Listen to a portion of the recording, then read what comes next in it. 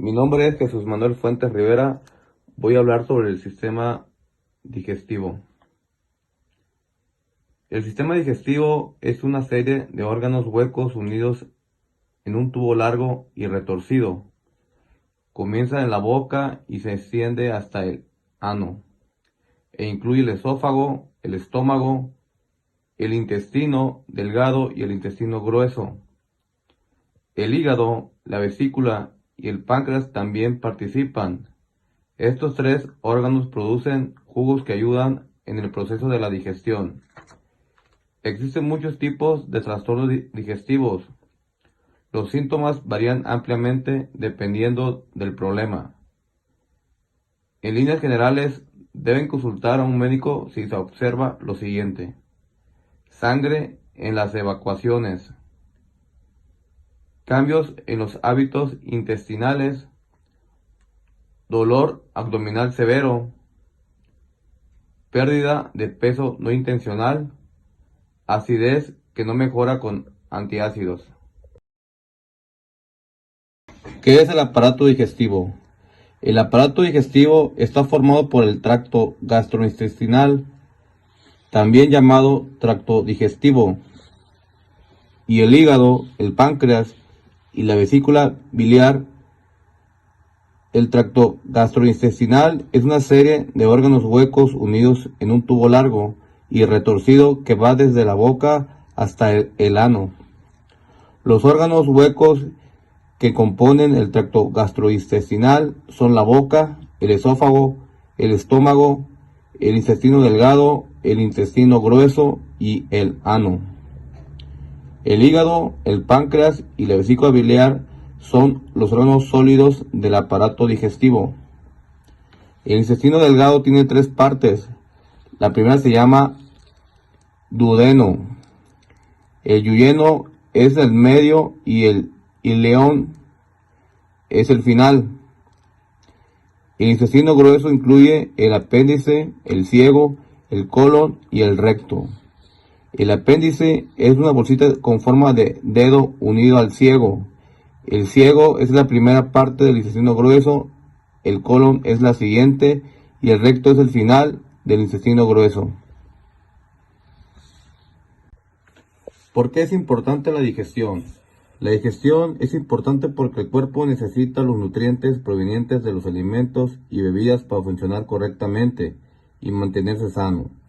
Las proteínas, las grasas, los carbohidratos, las vitaminas, los minerales y el agua son nutrientes. El aparato digestivo descompone químicamente los nutrientes en partes lo suficientemente pequeñas como para que el cuerpo pueda absorber los nutrientes y usarlos para la energía, crecimiento y reparación de las células. Las proteínas se descomponen químicamente en aminoácidos. Las grasas se descomponen químicamente en ácidos grasos y glicerol. Los carbohidratos se descomponen químicamente en azúcares simples. ¿Cómo funciona el aparato digestivo? Cada parte del aparato digestivo ayuda a transportar los alimentos y líquidos a través del tracto gastrointestinal, a descomponer químicamente los alimentos y líquidos en partes más pequeñas, o ambas cosas. Una vez que los alimentos han sido descompuestos químicamente en partes lo suficientemente pequeñas, el cuerpo puede absorber y transportar los nutrientes donde se necesitan. El intestino grueso absorbe el agua y los productos de desecho de la digestión se convierten en heces. Los nervios y las hormonas ayudan a controlar el proceso digestivo. ¿Cómo se transportan los alimentos a través del tracto gastrointestinal? Los alimentos son transportados a través del tracto gastrointestinal mediante un proceso llamado peristalsis. Los órganos grandes y huecos del tracto gastrointestinal contienen una capa muscular que permite que sus paredes se muevan. El movimiento empuja los alimentos y los líquidos a través del tracto gastrointestinal y mezcla el contenido dentro de cada órgano. El músculo detrás de los alimentos se contrae y empuja los alimentos hacia adelante, mientras que el músculo que está frente a los alimentos se relaja para permitir que los alimentos se movilicen. ¿Cómo funciona el aparato digestivo para descomponer químicamente los alimentos en pequeñas partes que el cuerpo puede usar? A medida que los alimentos se transportan transportan a través del tracto gastrointestinal. Los órganos digestivos descomponen químicamente los alimentos en partes más pequeñas usando movimiento, como masticar, exprimir y mezclar. Jugos digestivos como ácido estomacal, bilis y enzimas. El proceso digestivo comienza en la boca. Cuando una persona mastica, las glándulas salivales producen saliva, un jugo digestivo que humedece los alimentos para transportarlos más fácilmente por el esófago hacia el estómago. La saliva también tiene una enzima que comienza a descomponer químicamente los almidones en los alimentos. Después de tragar, la peristalsis empuja la comida por el esófago hacia el estómago. Las glándulas situadas en el revestimiento del estómago producen ácidos estomacales y enzimas que descomponen químicamente los alimentos. Los músculos del estómago mezclan la comida con estos jugos digestivos. El páncreas produce un jugo digestivo que contiene enzimas que descomponen químicamente los carbohidratos, grasas y proteínas. El páncreas suministra el jugo digestivo al intestino delgado a través de pequeños tubos llamados conductos. El hígado produce un jugo digestivo llamado bilis que ayuda a digerir la grasa y algunas vitaminas. Los conductos biliares transportan las bilis desde el hígado hasta la vesícula biliar para ser almacenada hasta el intestino delgado para ser usada. La vesícula biliar almacena la bilis entre comidas. Cuando una persona come, la vesícula biliar exprime bilis hacia el intestino delgado a través de los conductos biliares. El intestino delgado produce un jugo digestivo, el cual se mezcla con la bilis y un jugo pancreático para complementar la descomposición química de proteínas, carbohidratos y grasas. Las bacterias en el intestino delgado producen algunas de las enzimas necesarias para digerir los carbohidratos. El intestino grueso más agua se transportan desde el tracto gastrointestinal hacia el torrente sanguíneo. Las bacterias en el intestino grueso ayudan a descomponer químicamente los nutrientes restantes y producen vitamina K. Los productos de desecho de la digestión, inclusive las partes de los alimentos que aún son demasiado. Recomendaciones para prevenir enfermedades gastrointestinales en temporada de calor. Durante la temporada de calor generalmente aumentan las enfermedades gastrointestinales debido al incremento de la temperatura. Estos padecimientos son causados principalmente por bacterias, virus o parásitos como la Salmonella, E. coli y amibas. Estos microorganismos entran al cuerpo por medio de alimentos o agua contaminada. Proliferan a temperaturas que están por arriba de los 30 grados.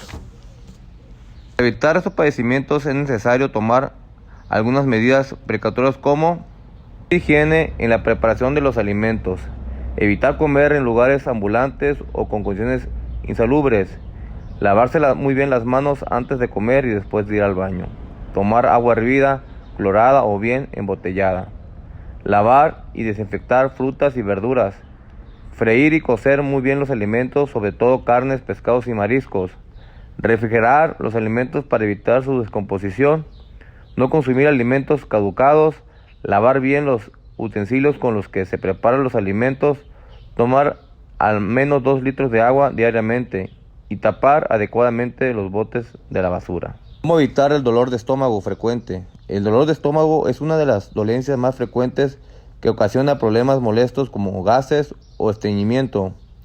Con una alimentación adecuada y con buenos hábitos puede prevenirse y mejorarse. Tratamiento digestivo. El tratamiento digestivo trata del sistema gástrico y los órganos vinculados al aparato digestivo incluyen anomalías hepáticas, vesiculares, pancreáticas y biliares y las disfunciones en la secreción, motilidad y sensibilidad gástricas e intestinales.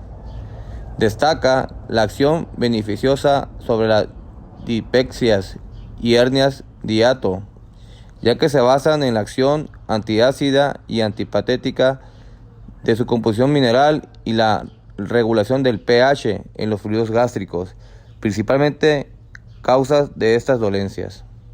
Otro de los efectos más destacados es el aumento extraordinario de la irrigación sanguínea en todo el sistema digestivo, acción que contribuye a mejorar de forma decisiva afecciones relacionadas con la mucosa gástrica e intestinal, así como todas aquellas atonias del tránsito y la difusión de las secreciones estomacales. Así pues, son muy beneficiosos en casos de colitis, colicititis, hepatitis, pancreatitis, litiasis y otras dolencias intestinales. Buen día, soy Dulce Miranda y hablaré sobre el sistema óseo. En biología, el sistema óseo o esquelético es el sistema biológico que proporciona soporte, apoyo y protección a los tejidos blandos y músculos a los organismos vivos. El sistema esquelético tiene funciones de locomoción, sostén y protección.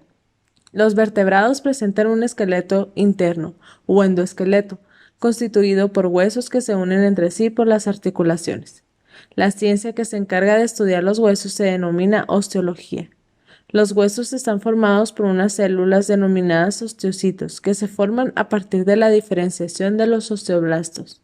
Entre las células minerales que componen los huesos destacan sales de calcio, carbonatos y fosfatos. La deficiencia de estos minerales en los huesos puede dar lugar a que sean menos resistentes. El problema más común en el sistema óseo es la ruptura de algún hueso. La fractura ósea es un cambio en la forma normal del hueso como consecuencia de la aplicación sobre el mismo de una fuerza superior a la que éste pueda resistir.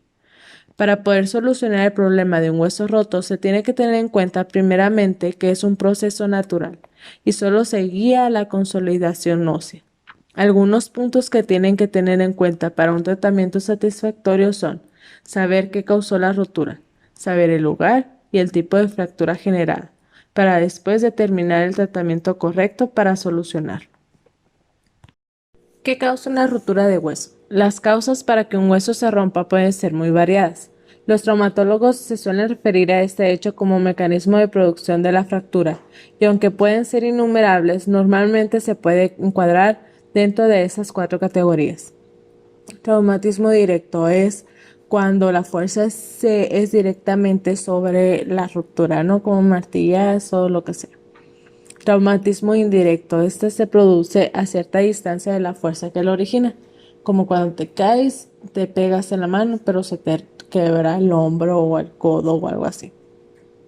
Fractura patológica. Se produce por el debilitamiento del hueso. Esto normalmente son enfermedades o cáncer, lo que sea que hace que se debilite el hueso directamente. Fractura por fatiga o estrés. Se originan por fuerzas que actúan sobre el hueso con mucha frecuencia. Por ejemplo, que tienes un mal hábito haciendo siempre lo mismo, ¿no? Y eso puede debilitar el hueso. Existen 2 tipos de fractura en función de violencia de la fuerza que las genera, de alta energía y de baja energía. Las de alta energía son las que se producen ante la aplicación de una fuerza intensa y generalmente momentánea. Un ejemplo sería un accidente de tráfico. Las fracturas de baja energía se producen ante caídas casuales o gestos inadecuados o repetitivos. Normalmente estas son de personas de edad avanzada. Tipos de fractura en función de daños de las partes blandas. Estas también son 2 fracturas cerradas. Estas no existe comunicación entre el hueso y el exterior del cuerpo. En las fracturas abiertas hay comunicación entre el hueso y el exterior, es decir, existe una perforación en la piel y las partes blandas que llegan hasta el hueso. El trazo de fractura es el patrón físico que sigue la rotura. Puede haber infinidad de trazos de fractura, pero los más habituales son los que recogemos en esta imagen. Fractura transversa, fractura oblicua, fractura en ala de mariposa, fractura espiroidea, fractura segmentaria, fractura conminuta, fractura parcelar, incurvación, fractura impactada o fractura de tallo verde. Cuando ya tenemos la información reunida del lugar, cómo se originó la fractura y qué tipo de fractura es, el papel del traumatólogo es colaborar con los procesos naturales, buscando que esta curación se consiga en el menor tiempo y el mejor modo posible. El objetivo final es que el paciente retome su nivel de actividad anterior al traumatismo, evitando complicaciones y secuelas. Para ello, una vez que se ha producido la fractura, el traumatólogo tiene que seguir 3 etapas diferenciadas. La primera es la reducción. Se manipulan los fragmentos óseos para devolverlos a su posición original. Puede ser cerrada, sin apertura quirúrgica del foco de fractura, o abierta con apertura. La primera tiene la ventaja de ser menos agresiva, si bien muchas veces no es posible obtener una reducción estable o anatómicamente perfecta. El abordaje quirúrgico del foco de fractura tiene la desventaja de ser más agresivo, pero permite una reducción más anatómica y el control de fractura que, de otro modo, no se podría devolver a su posición natural. Segunda es la estabilización. Mantener estable la reducción en el tiempo. La estabilización se puede obtener por medios no quirúrgicos, ya sea yeso o tracción, o quirúrgicos que incluyen los clavos intramedulares, placas osteosíntesis, tornillos, fijadores externos, etc. El método seleccionado depende de múltiples factores. Y por último, la rehabilitación. Devolver al segmento afectado su función con mayor eficacia y rapidez posible. Es así como resolvemos un problema de una ruptura en el sistema óseo. Hoy les voy a hablar del cuerpo humano como un sistema. Antes que nada, para definirlo como un sistema, hay que saber qué es un sistema. Bien, un sistema es un conjunto de partes que trabajan de manera coordinada para cumplir una función determinada. El cuerpo humano tiene 11 subsistemas que trabajan en conjunto para lograr el funcionamiento del cuerpo, y si alguno fallara, todo el sistema se verá afectado. Para continuar, tenemos que saber que todos los subsistemas, independientemente del tamaño que tengan o la función que cumplan, tienen un comienzo y un final, es decir, tienen a lo que se les llama límites.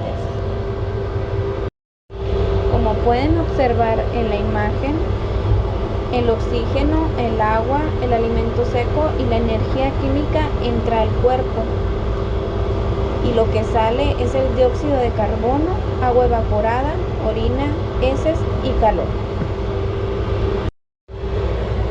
El sistema del cuerpo humano, que es el abierto, tiene 4 elementos. Son las entradas, que provienen del medio externo, el proceso donde se transforman las entradas, que es el núcleo, las salidas o resultados, que es lo que se exporta al medio al ser procesado, y por último, la retroalimentación, que es la acción que ejercen las salidas sobre las entradas para mantener el equilibrio del funcionamiento del sistema. Un ejemplo de un problema del cuerpo humano es la entropía, que es un desorden alimenticio que causa el cuerpo humano que no funcione correctamente.